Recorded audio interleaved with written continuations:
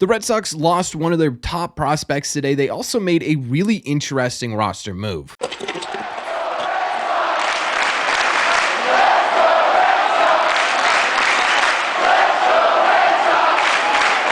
What is going on, everybody? Welcome back to Red Sea Radio. My name is Corbin. There's a lot of Red Sox news to talk about this morning. One that may leave the Red Sox without one of their top prospects for the rest of the 2024 season, and another that has me a little bit confused. So what we are going to do in today's video is we're going to break down all the latest Red Sox news. We're going to talk about what it means and how it affects this 2024 team as well as beyond. But before we get into that, just a heads up, we are going to be live tonight on this channel, 7 p.m. Eastern time, a little bit different than our usual Wednesday schedule. We're going to be watching the Sox take on the Oakland Athletics. This is not only a big start for Bayo, but we're also going to be going over the latest Red Sox trade deadline news. So if you haven't been to one yet, it's a ton of fun. Make sure you guys are there, 7 p.m. Eastern time on this channel. Thank you all very much for clicking on this one. Let's get into it.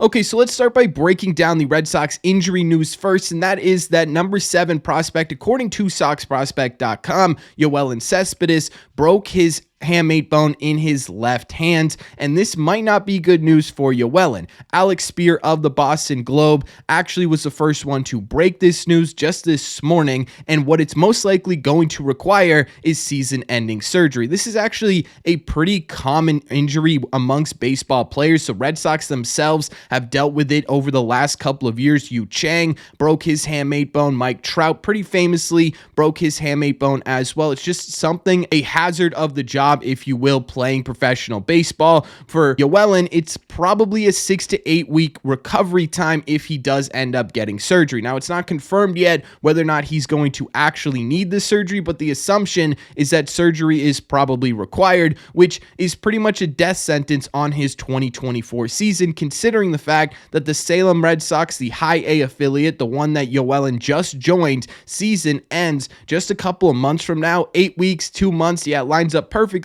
for him to miss basically the rest of the year. Now, this obviously sucks for Yoeilin. In the long run, though, there is some good news here, and that is that there shouldn't be any true long-term side effects. We've seen it before, again, at the major league level, but this surgery is pretty common amongst baseball players, and usually, most of the time when they come back, they're fully healthy and ready to go. But it sucks for us, and it definitely sucks for Yoeilin because he was having a really intriguing season for the Boston Red Sox, not only in just the system level, but also in the national level as well. He was starting to turn heads as someone who may have snuck their way onto a couple of top 100 lists by the end of the year, because in the complex league where he played most of the season so far, he had a 319 average with a 400 on base percentage and a 615 slug, good for a 161 WRC plus, about 61% more productive at the plate than the average hitter in the complex league. He also had a really impressive 5 home runs and 10 doubles in just 25 games. This is one of the most exciting prospects in the Red Sox farm system, and it really sucks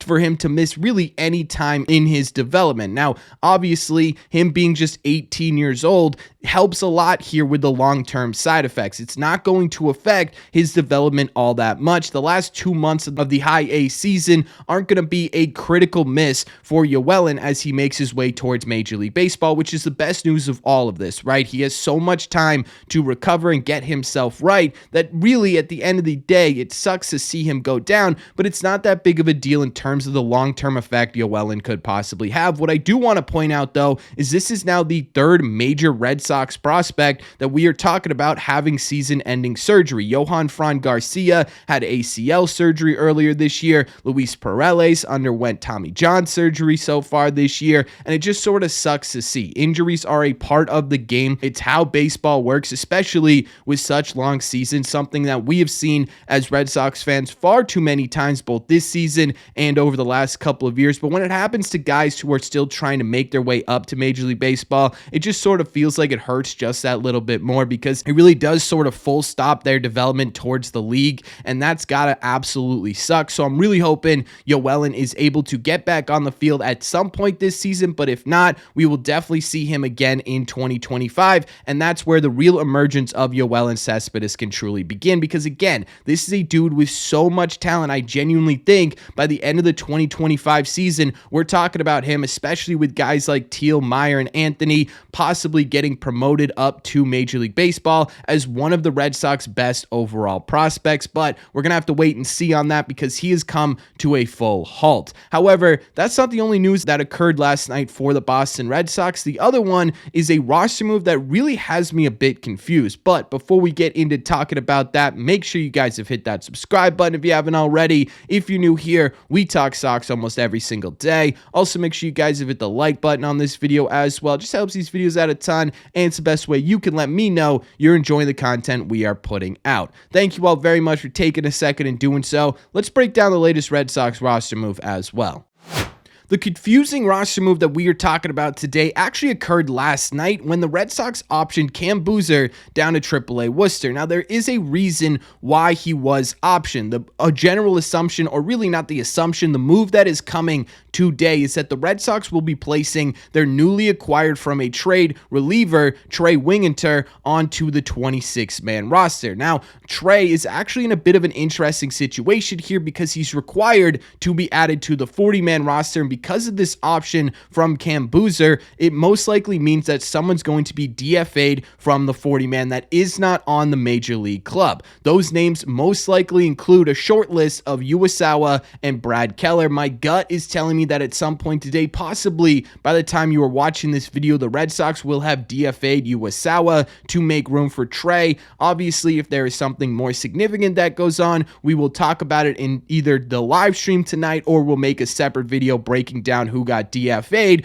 but overall, that's most likely why this move was made. And to be honest with you, this part of the move doesn't really confuse me. Trey, we talked about a whole lot when he got traded over, but he's a really intriguing relief prospect. On the surface, it doesn't look super fantastic. It's a 5.28 ERA in 87 innings at the big league level with a 79 ERA plus, about 21% below league average production, which may not sound fantastic, but again, like I said, he's an intriguing reliever for a couple of different reasons. One, his FIP is at 3.82, which is 1.5 runs less than his ERA right now, meaning at the major league level, he was getting pretty unlucky on the mound. His strikeout rate is also 32.3%, which is about a third of the batters he's faced in the bigs. That's a pretty impressive strikeout rate. And on top of that, last season, his slider was getting a whiff rate of 50%. That's 1 out of every 2 swings that are missing bats. That's really, really impressive. Honestly, kind of insane metrics right there. And if the Red Sox can figure out a way to control his command on the mound, there's a really decent chance that Trey ends up becoming a pretty solid reliever at the big league level. So I'm not really confused as to why they're adding Trey to the Major League roster. What I am confused about, though, is who they decided to send down, because Cam Booser has been really effective for the Boston Red Sox at the big league level. It's to a tune of a 3 even ERA with a bit lower 290 FIP. He's been striking out 27.4% of the batters he faced and walking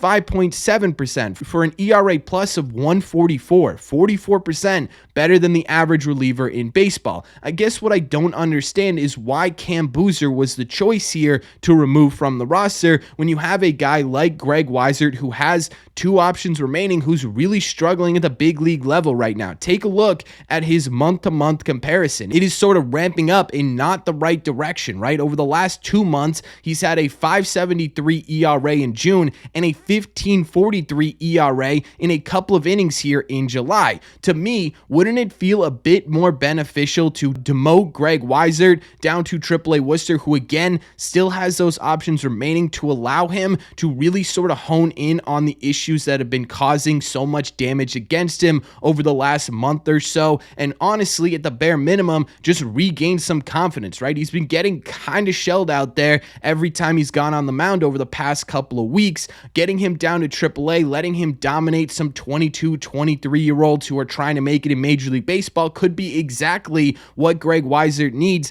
to get himself right and get himself back onto this Major League team. On top of that, you're also taking another lefty out of the bullpen. The Red Sox aren't very lefty forward in general. I know they have Bailey Horn at the Major League level right now, who could be someone someone who steps into a more Cam Booser role over the last couple of weeks and does look pretty good on the mound, but having Cam Booser in there gave this Red Sox bullpen a whole lot of versatility. So you're also taking a little bit of that away from the Major League club as well. I guess I understand why the move was made. I just don't understand why they chose Cam Booser over someone like Greg Weissert, who I think could really benefit from getting some reps at the AAA level. Honestly, looking at the move overall, I guess I kind of just feel a little weird questioning this move, considering the fact that despite all the movement in the bullpen this season, for the most part, they've been one of the most, I would say, consistent bullpens in the entire sport. And they've been a big reason why the Red Sox continue to win baseball games. So I feel weird questioning any of the decisions there. This one to me just feels a little bit off. And looking at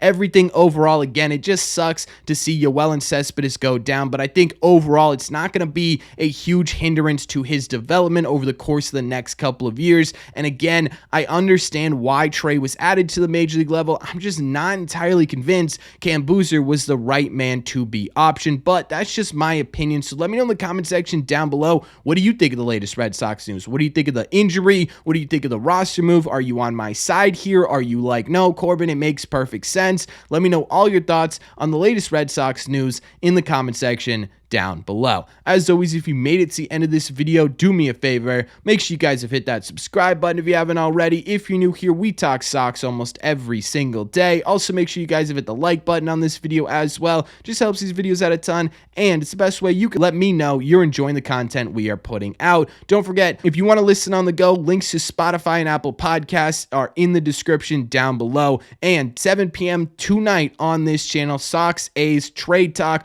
We're all over it, and we're doing it live together. Thank you all very much for clicking on this one, and I will see you tonight for the live stream and in the red seats.